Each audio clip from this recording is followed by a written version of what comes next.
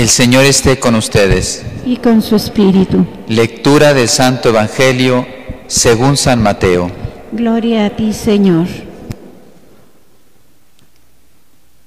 En aquel tiempo, mientras iba de camino a Jerusalén, Jesús llamó aparte a los 12 y les dijo: Ya vamos camino de Jerusalén, y el Hijo del Hombre va a ser entregado a los sumos sacerdotes y a los escribas, que lo condenarán a muerte y lo entregarán a los paganos para que se burlen de él, lo azoten y lo crucifiquen, pero al tercer día resucitará. Entonces se acercó a Jesús la madre de los hijos de Zebedeo, junto con ellos, y se postró para hacerle una petición. Él le preguntó: ¿Qué deseas? Ella respondió: Concédeme que estos 2 hijos míos se sienten, uno a tu derecha y el otro a tu izquierda, en tu reino. Pero Jesús replicó: ¿No saben ustedes lo que piden? ¿Podrán beber el cáliz que yo he de beber? Ellos contestaron: Sí podemos. Y él les dijo: Beberán mi cáliz, pero eso de sentarse a mi derecha o a mi izquierda no me toca a mí concederlo, es para quien mi Padre lo tiene reservado. Al oír aquello, los otros 10 discípulos se indignaron contra los 2 hermanos. Pero Jesús los llamó y les dijo: Ya saben que los jefes de los pueblos los tiranizan y que los grandes los oprimen. Que no sea así entre ustedes. El que quiera ser grande entre ustedes, que sea el que los sirva, y el que quiera ser el primero, que sea su esclavo. Así como el Hijo del Hombre no ha venido a ser servido, sino a servir y a dar la vida para la redención de todos. Palabra del Señor. Gloria a ti, Señor Jesús.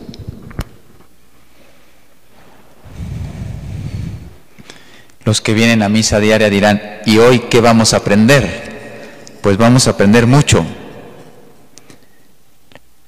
Ayer hablábamos del merecimiento, hoy vamos a hablar de la satisfacción. La pasión de Cristo causó nuestra salvación por modo de satisfacción. O sea, alguien pagó tu deuda. Tú tenías una deuda infinita y alguien la pagó por ti. Eso es satisfacción. La primera carta de Juan, capítulo 2, versículo 2 dice: Y Él es propiciación por nuestros pecados, y no tan solo por los nuestros, mas también por los de todo el mundo. Él pagó por los pecados de todo el mundo. O, como Santo Tomás está utilizando esta palabra, por todo el género humano, que es fuertísimo. Estamos hablando de toda la humanidad. Lo explica en 2 puntos esto de la satisfacción o propiciación. Satisface propiamente por una ofensa el que da al ofendido lo que ama tanto. Imagínate el niño que le quitó el cochecito a su hermano y ahora llega la mamá y le dice: no solamente le vas a devolver el coche, le vas a prestar el tuyo, el favorito. Las que son mamás saben lo que sucede, ¿no? ¿Cómo? ¿Mi coche favorito? Sí, para que repares, porque le has quitado la cosa a tu hermano, ahora tu juguete favorito se lo vas a prestar a tu hermano. Eso que tanto amas. Cristo, padeciendo por amor y obediencia, las 2 virtudes más importantes, amor y obediencia, ofreció a Dios Padre algo mayor de lo que exigía la compensación por el pecado del género humano. El pecado del hombre, de los primeros padres, era grandísimo, porque la ofensa era a Dios, por lo tanto la ofensa era de valor infinito. Pero lo que acaba de decir es que Dios ha pagado sobreabundantemente a través de Cristo, y lo explica de 3 formas. Primero, por la grandeza del amor por el que padecía. Es que no ha habido un corazón que nos ame más que Cristo. Y ese amor fue el que se entregó para satisfacer, para pagar por nosotros. Segundo, por la dignidad de la persona que satisfacía. Recuerda que no era cualquier hombre, era verdadero Dios y verdadero hombre el que entregaba su vida por ti. Por la magnitud del dolor ofrecido en la pasión de Cristo. Esto ya lo hemos visto en otras homilías, por lo tanto no lo repito. Sabemos que fue no habrá nadie que sufra más que Él en toda la historia. La pasión de Cristo no solo fue suficiente, sino sobreabundante en la satisfacción de los pecados del género humano. Lo propio de satisfacer es del que peca, que esto es fuertísimo. Si el pecado es mío, ¿por qué Cristo tuvo que pagar por mí? Si tú robas a una persona, ¿quién tiene que pagar? ¿Tu papá? ¿Tu esposo? ¿Tu hijo? ¿Tu nieto? Si el que robaste fuiste tú, lo más justo es que pagues tú. Así de sencillo, así de profundo. Yo soy el que cometí la falta y otro ya estaba pagando por mí sobreabundantemente. La cabeza que se entregó en satisfacción de los pecados, el cuerpo se ve beneficiado, y en el cuerpo estamos tú y yo. La cabeza es Cristo, el cuerpo es la iglesia, y recibimos todo ese bien por medio de la cabeza. Segundo, aunque Cristo ha satisfecho suficientemente con su muerte por el pecado original, las penalidades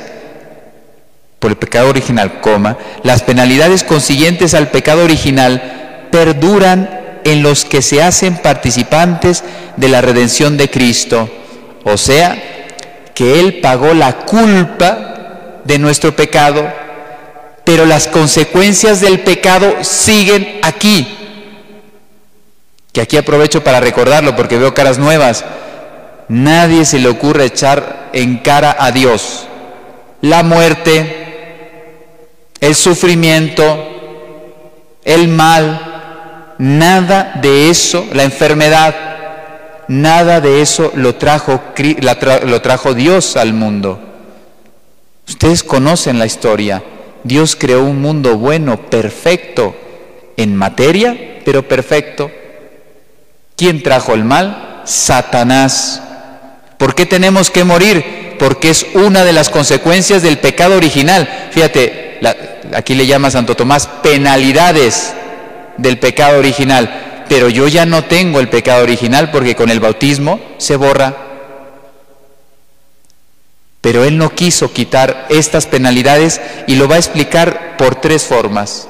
Pero primero dice, fue quitada la culpa, mas no la pena. Por eso San Pablo decía esta frase que a todos nos viene muy bien, porque nos identifica.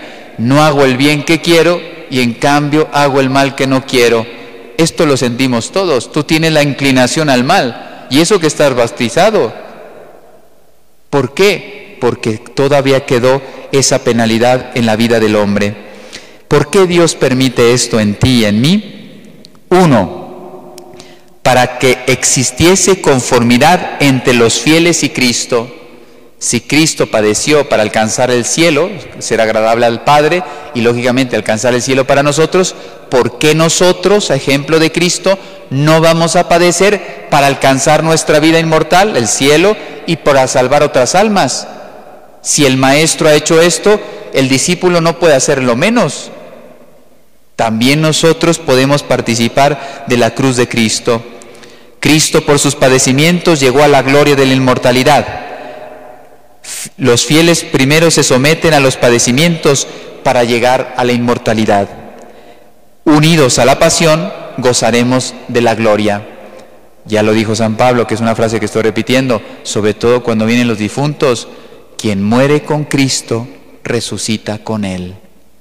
Por tanto, quien viva en Cristo no le tiene miedo a la muerte, porque resucitará con Dios en el último día. Segundo, porque los fieles, si acercándose a Cristo alcanzasen la inmortalidad rápidamente, lo buscarían por los bienes corporales y no espirituales. Si yo les digo, ven conmigo y ya no vas a sufrir, ¿eso significa que me amas? Vienes conmigo, pero no significa que me amas o soy algo para ti. Me buscas porque yo tengo algo que a ti te interesa. ¿No quieres sufrir? ¿Y yo te puedo quitar los males? Pues entonces, en cambio, fíjate, los bienes espirituales todos serán para ti en la vida eterna, pero aquí tienes que pasar un calvario. ¿Ya te das cuenta que se queda solo? porque no todos están dispuestos a sufrir. El bien no cambia, te promete la felicidad eterna, no hay sufrimiento, ya no hay muerte, etc. Pero tienes que pasar un calvario. Y entonces dices, bueno, creo que te va a seguir otro, pero yo no. Y entonces ahora sí, quien le sigue sabiendo que tiene que renunciar a sí mismo, tomar su cruz y seguirle. Y por último, porque si apenas convertidos se convirtieran en inmortales o impasibles, que no sufren, se obligaría en cierto modo a recibir la fe de Cristo, y así se disminuiría el merecimiento de la fe. Más o menos lo que dije en la segunda. ¿Qué quiere decir? Que al final ya no te importa amar a Cristo, te importa el interés. Y entonces ya estás obligado, estás condicionado. ¿Y qué dijo Dios? Yo les hice libres y ustedes, si deciden amarme, será libremente. Yo no impongo nada a nadie. Yo le ofrezco la cruz, la felicidad, pero no se lo impongo. Y el que quiera la toma. En cambio, si yo te ofrezco un premio rápidamente, pues tú dices, mira, es que me guste o no, pero yo voy por el premio. Y entonces ya no eres libre. Estás condicionado por un interés. Pues así Dios no nos quiere. Dios nos quiere que le amemos en libertad, que tomemos nuestra cruz y le sigamos hasta el Calvario para alcanzar la vida eterna y la salvación de las almas. Que así sea. Amén.